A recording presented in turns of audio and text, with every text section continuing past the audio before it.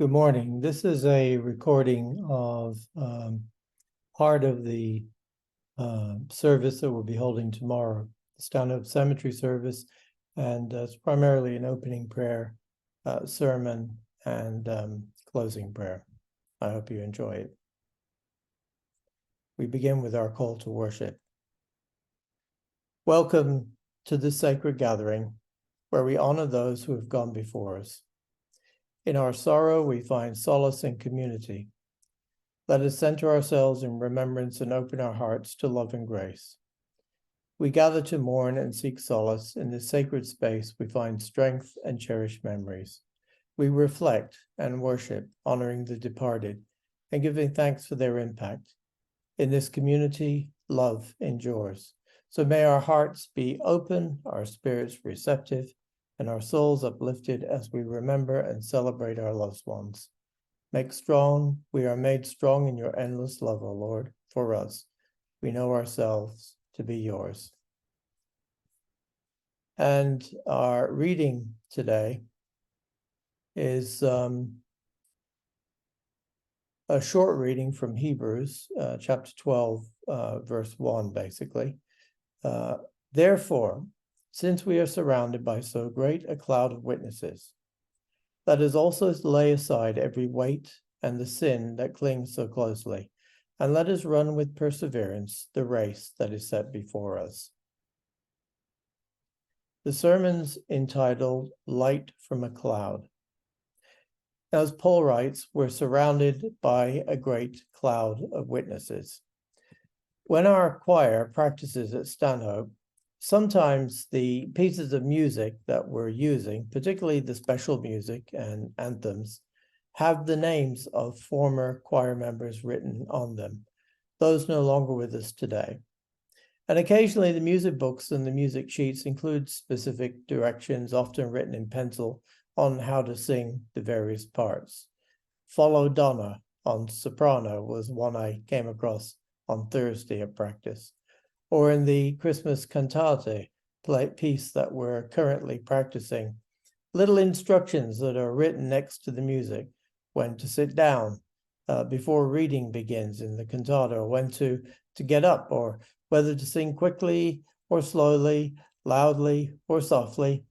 And sometimes we reminisce about those choir members who have passed.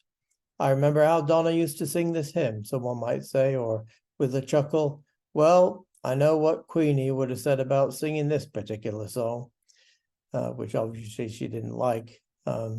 So those members of the choir who have now passed on to glory have left these traces of themselves behind in those music sheets. In fact, I believe that they're still here singing with us, joining together with our voices. It's been a strange week for me. It's ironic that today is Stanhope's annual cemetery service because it seems like the whole week has been about death and grief and gravestones and cemeteries. It's been about grief. Midweek, I had a pastoral visit with someone who'd lost their spouse last year. It's been about burials. On Friday, I conducted a graveside service at York Cemetery. It was for a woman who died in London, Ontario. Her family brought her ashes back to PEI so that her remains could rest in the cemetery across the road from where she grew up. And then on Thursday, I received a call from a man from Quebec. He wanted to arrange to come to PEI this week for the interment of a portion of his father's ashes at St. James Cemetery, and to have his father's name added to the family tombstone. And then there's our cemetery service today, of course, last but not least, here at Stanhope. And I was worried about what message to bring to you. Normally, for this service, I use the same sermon text as the 9:30 service, which today is at Central. It's not an easy thing to produce two different sermons in 1 week. I decided to preach on a story about Jonah at Central United today, but I didn't feel it was a good fit for this service. Jonah makes a great story, and if you want to read it or listen to the sermon, you can find it on the York COVID Facebook page. Well, I arrived here for choir practice on Thursday evening, still feeling undecided about the sermon, and I was weighed down by this experience of death and loss and burials and graves and cemeteries. We practiced the doxology, holy, holy, holy, and it triggered a vivid memory I have of my mom singing those same verses as a member of her choir in our home church in St. George, Bermuda. I could see her, I could hear her voice, together with all the other members of that choir who, like my mom, had passed away over the ensuing years. When we practiced our last hymn, Those Hearts We Have Treasured, and I thought of all those people, family members and friends that we have lost over the years, I couldn't even sing the verses. There was this wave of emotion that just swept over me. But then I realized that all of these experiences around death during this whole week, they were all connected together. And in that moment, I knew that I was definitely not going to bring you a message about Jonah. No, I needed to preach about loss and grief, but also about how God comes to us through light, faith, and hope in the midst of loss. How even when we lose someone through death, as difficult and as tragic that is, that they are still connected to us in a very real way, not only in our memories, not only in our imaginations. I recall a realization that I had a number of years ago when I was struggling with the whole concept and the reality of death. That idea, of living and then suddenly not living, of being here and then not being here, only nothingness.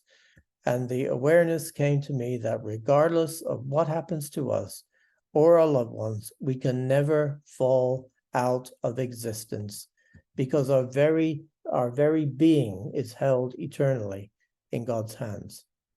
There is the experience of loss, yes, but we also have the assurance that ultimately nothing is ever lost in God. Our text from Hebrews, written by Paul the Apostle, refers to a great cloud of witnesses surrounding us. Now, Paul was a great theologian and a great writer, but also someone who had a vivid imagination.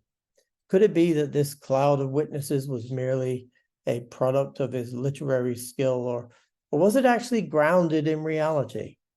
I'm convinced it was based on the concrete experience that Paul had. His encounter with the living Christ was the foundation of his confidence and his faith in a life beyond death. It happened on the road to Damascus when Jesus came to him and the light blinded him for a while, and then his life was transformed.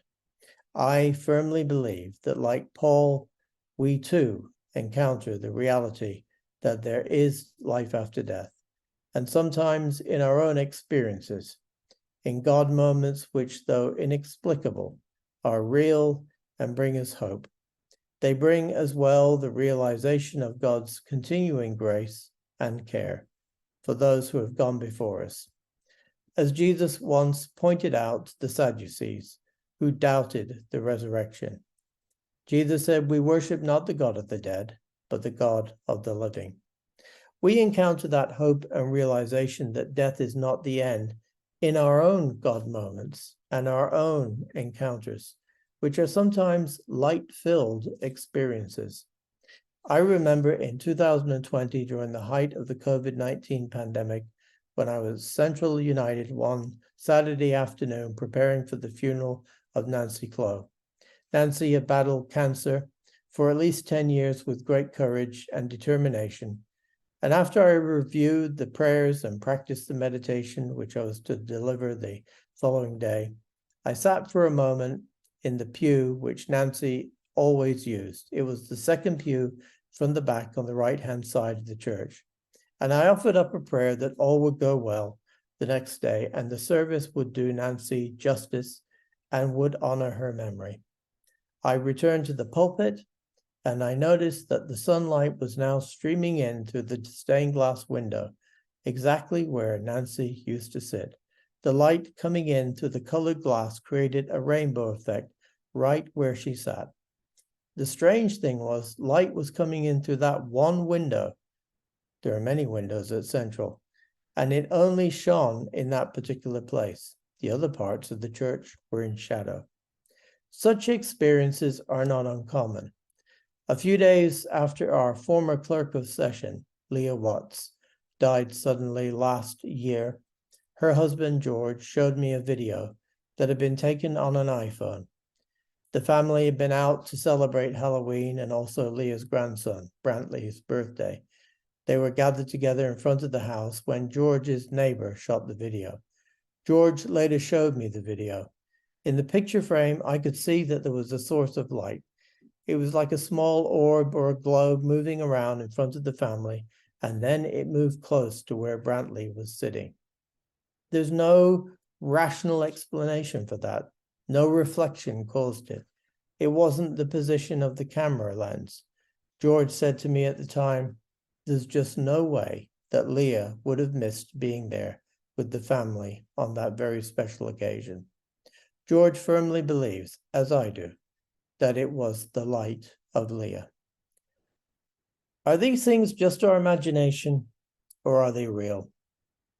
The great psychologist Carl Jung studied such phenomena, and he described them as moments of synchronicity, where so-called unrelated events happen at the same time, but create significant meaning. He discovered that such events occur at a much greater frequency than probability theory allows for. In other words, they are real. They're not imagined events. We are indeed surrounded by a great cloud of witnesses, both in the tangible traces they've left behind and in the intangible moments of faith and of hope. They connect us with those who have passed on. Naturally, death, grief, and the weight of having to say goodbye in the memory of those that we have lost brings us face to face with the profound realities of life's impermanence. But even in our deepest grief, there is a connection that transcends the boundary of life and death. The theme of the great cloud of witnesses in the book of Hebrews holds much significance. Just as the Apostle Paul's faith was rooted in a transformative encounter with the living Christ, we too encounter moments of inexplicable grace and light in our lives. And those moments assure us that death is not the end, and we worship the God of the living. Our departed loved ones continue to be with us in a meaningful way. They're not lost to us. They are present in the moments of light and hope that pierce through our grief. So as we leave this service today, let us carry with us the knowledge that we are never truly alone in our journey. We are surrounded by a great cloud of witnesses, and the light of their love and presence continues to shine brightly in our lives. May this knowledge bring us comfort and hope, and may we continue to celebrate the enduring bonds that connect us to those we have loved and lost.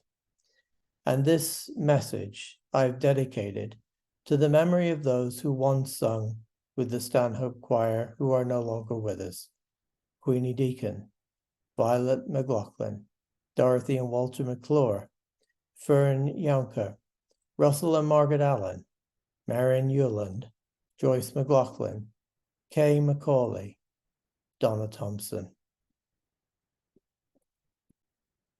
And now, may the blessing of God who made us in love and for relationship with one another and all creation be with us. The blessing of Jesus, whose footprints are deep on our earth and deep in our hearts, and the hearts of those who have departed this life be with us. And the blessing of the Spirit who blows through us and all around us go with us this day, this night, and always. Amen. And thank you for listening. Take care. Bye-bye.